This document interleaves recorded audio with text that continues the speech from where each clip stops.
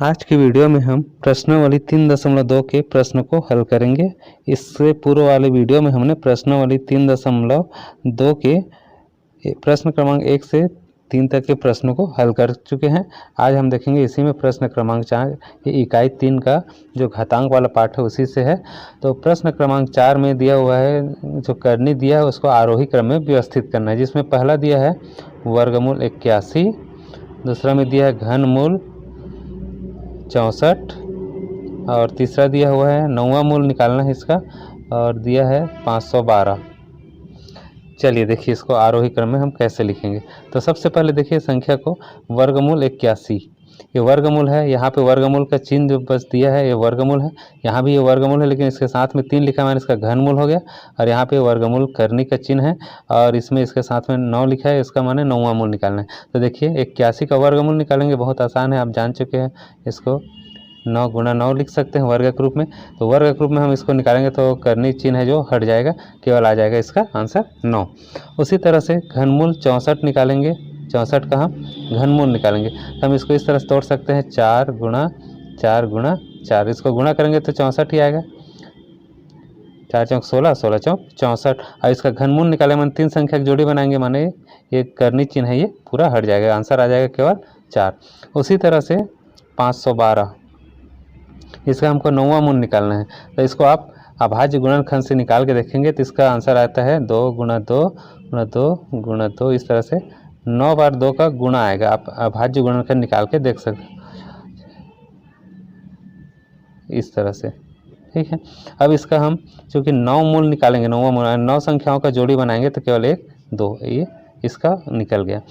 वर्गमूल 81 का 9 आएगा, 64 का घनमूल 4 आएगा, 512 का 9वां मूल आएगा 2 आएगा। अब इसी को हमको आरोही क्रम में व्यवस्थित करना है। तो देखिए यहाँ पे हम देखते हैं 2 अभी जो आया है वो छोटा है, इससे पूर्व वाले संख्या निकाले थे 4 से, और 4 जो छोटा है वो 9 से। ये 81 का वर्गमूल निकाले थे और 64 का घनमूल निकाले थे, 512 का 9वां मूल निकाले थे। तो 2 छोटा है 4 से, 4 छोटा है 9 से, अर्थात हम इसको लिख सकते हैं वर्गमूल 2 आया था 512 का 9वां मूल, ये छोटा है, 4 निकाले थे तो घनमूल 64 का घनमूल, और ये छोटा है वर्गमूल 81 से। तो इस तरह से आपको आरोही क्रम में व्यवस्थित कर देना है, माने छोटे से बड़ी संख्या की ओर जाना है, इसको बढ़ते क्रम बोलते हैं, आरोही क्रम, इस तरह से। तो ये हमारा उत्तर होगा। इसी तरह से दूसरा इसमें दिया हुआ है चौथा मूल निकालना है 625 का चौथा मूल, उसके बाद वर्गमूल 100 दिया है, उसके बाद दिया है 343 और इसका दिया है घनमूल। तो देखिए इसको हम इस तरह से निकालेंगे। आपको दिया है 625 और इसका चौथा मूल, तो चलिए इसको चौथा मूल पहले निकाल लेते हैं। आप अभाज्य गुणनखंड निकालिए, 5 गुणा 5 गुणा 5 गुणा 5, इतना आएगा। अभाज्य गुणनखंड 5 पंचे 25, 25 पंचे 125, 125 को 5 से गुणा करेंगे तो 625 आएगा, और ये चौथा मूल इसका। अब चूंकि चौथा मूल निकालें माने 4 संख्याओं का जोड़ी बनाएंगे तो ये सब हट जाएगा, केवल इसके स्थान में हम केवल 1 5 लिखेंगे। उसी तरह से 100 का वर्गमूल निकालना है, तो 100 का वर्गमूल अर्थात इस तरह से हम लिख सकते हैं 10 गुणा 10, इसमें 2 संख्या की जोड़ी बनेगा, अर्थात इसका आंसर वर्गमूल आ जाएगा 10। और लास्ट में दिया है इसमें घनमूल निकालना है 343 का, इसको आप 7 गुणा 7 इस तरह से लिख सकते हैं। देखिए इस तरह से 7 गुणा 7 गुणा 7। अभाज्य गुणनखंड आप निकाल लीजिए, फिर आसानी से इस तरह से लिख सकते हैं। क्योंकि इसका घनमूल निकालना है तो 3 संख्या की जोड़ी बनाएंगे तो केवल लिख सकते हैं 7। अब देखिए यहाँ पे 5 है, 10 है और 7 है। अब इसको आपको आरोही क्रम में व्यवस्थित कर देना है।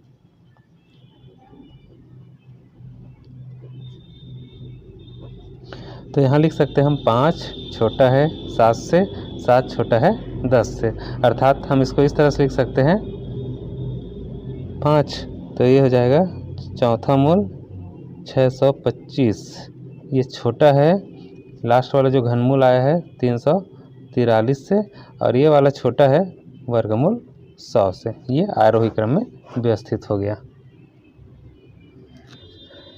इसी में तीसरा नंबर का दिया हुआ है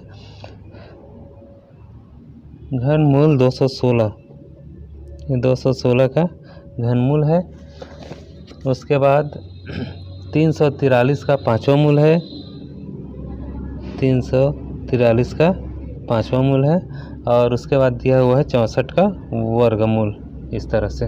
तो चलिए इसका भी इसी तरह से अलग अलग हम निकाल देते हैं। क्योंकि यह घनमूल है तो 3 संख्या ग्रुप में इसको तोड़ देते हैं। तो आप सीधा इसका अभाज्य गुणनखंड निकाल लो, ज़्यादा बेस्ट रहेगा। अभाज्य गुणनखंड आप अलग से निकाल लो, फिर उसको लिख देना। मैं सीधा डायरेक्ट यहाँ लिख रहा हूँ 216 है, इसका घनमूल निकालेंगे तो इस तरह से हम लिख सकते हैं घनमूल में 6 गुणा 6 आप निकाल लेना अलग से, उतना ही आएगा। तो इसमें 3 का जोड़ी बनाना है, चूँकि घनमूल निकाल रहे हैं तो यहाँ आंसर आ जाएगा 6 इसका। उसी तरह 343 का पाँचवा मूल निकालना है, 343 का इसका पाँचवा मूल। तो 5 के इसको भी इसी तरह से हम तोड़ देंगे, 3 गुणा 3 गुणा 3 करेंगे 5 बार तो आपका 343 आ जाएगा। सॉरी 243 है, ये मैं 343 लिख दिया हूँ, ये 243 है, ये 243।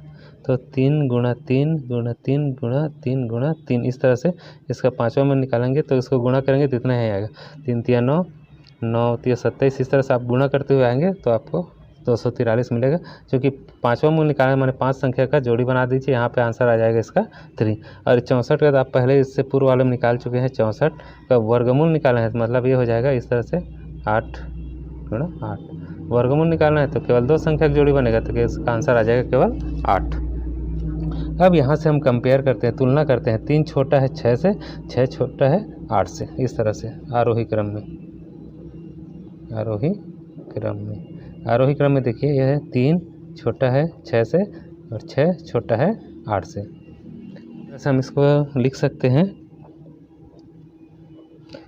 पाँचवा मूल 243 छोटा है घनमूल 216 से, और ये वाला छोटा है वर्गमूल 64 से। इस तरह से हमको आरोही क्रम में लिखना है। प्रश्न 4 का ये अंतिम चौथा नंबर दिया हुआ है।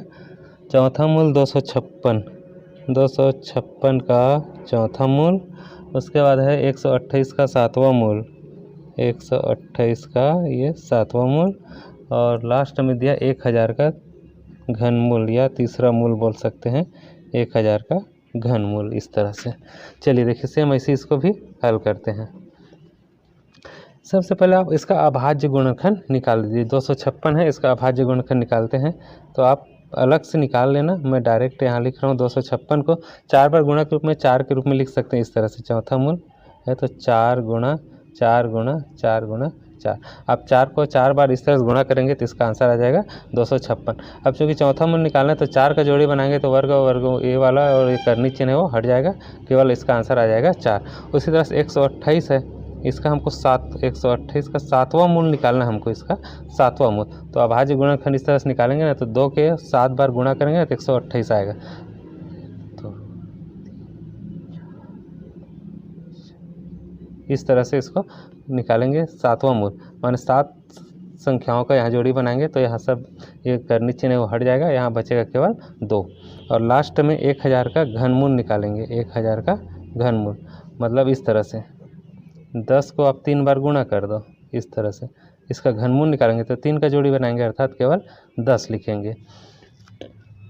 अब देखिए यहाँ पे आरोही क्रम में लिखेंगे तो 2 छोटा है 4 से और 4 छोटा है 10 से, अर्थात इस तरह से लिख सकते हैं 128 का सातवां मूल ये छोटा है 256 के चौथे मूल से, और ये वाला छोटा है 1000 के घनमूल से। इस तरह से ये आरोही क्रम में व्यवस्थित हो गया। अब देखिए प्रश्न क्रमांक 5, जिसमें आपको दिया है निम्नलिखित में से कौन सी करनी है और कौन सा नहीं है। तो पहला इसमें दिया हुआ है वर्गमूल 8, हमको दिखाना है कि ये करनी है अथवा नहीं है। तो करनी क्या होता है, तो करनी देखिए एक अपरिमेय संख्या जिसमें p वर्गमूल a, जहाँ ये करनी कहलाता है, जहाँ पे ये है वो धनात्मक परिमेय संख्या होना चाहिए, धनात्मक परिमेय संख्या, और जो p है वो करनी चिन्ह का जो घातांक है उसको दर्शाता है। तो इस रूप में हमको लिखना है। यदि इस फॉर्मेट में हम लिख सकते हैं तो करनी होगा, और यदि नहीं लिख पाए तो करनी नहीं होगा। तो इसमें देखिए वर्गमूल 8 दिया हुआ है, तो वर्गमूल 8 को हम इस तरह से लिख सकते हैं 2 गुणा 2 गुणा 2, इस रूप में लिख सकते हैं।